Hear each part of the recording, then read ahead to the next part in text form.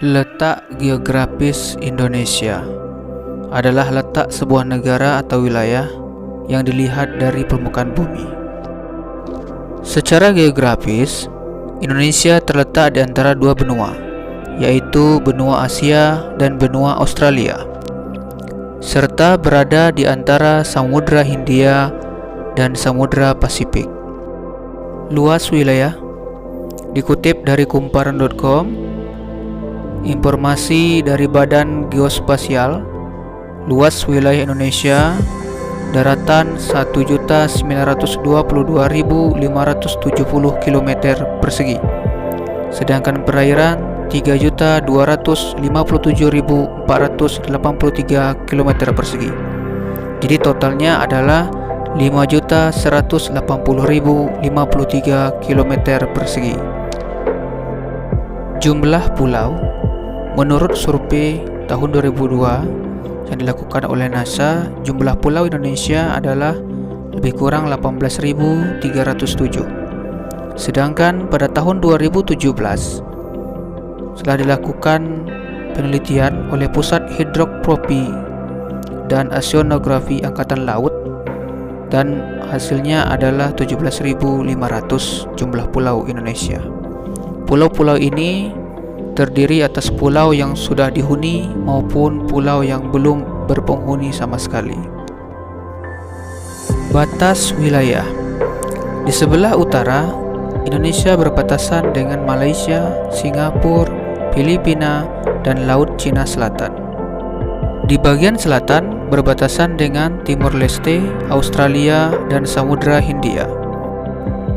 Di sebelah barat berbatasan dengan Samudra Hindia, dan di sebelah timur berbatasan dengan Papua Nugini dan Samudra Pasifik.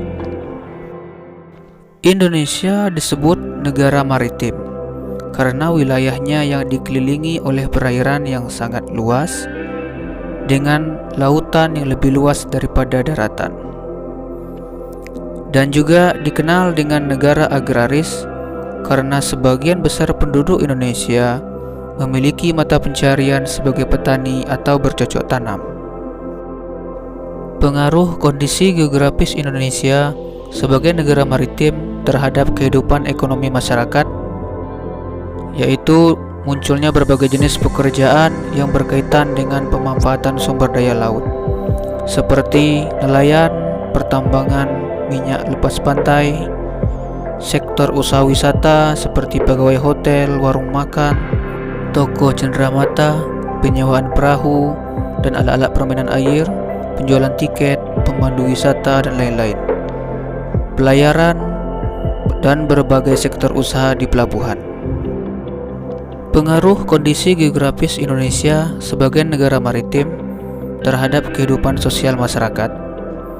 Yang pertama, komunikasi dan interaksi antar penduduk menjadi lebih mudah, baik antar warga Indonesia dengan warga asing, dan didukung adanya kemajuan teknologi di bidang pelayaran antar pulau dan antar negara. Yang kedua, terjadinya pembauran, percampuran, atau peluburan nilai-nilai antar pulau dan antar negara. Yang ketiga, munculnya perkampungan-perkampungan etnis tertentu seperti pecinan dan kampung Arab. Yang keempat, terjadinya perubahan perilaku masyarakat karena pengaruh masuknya pola dan nilai perilaku dari pulau, daerah, maupun negara lain.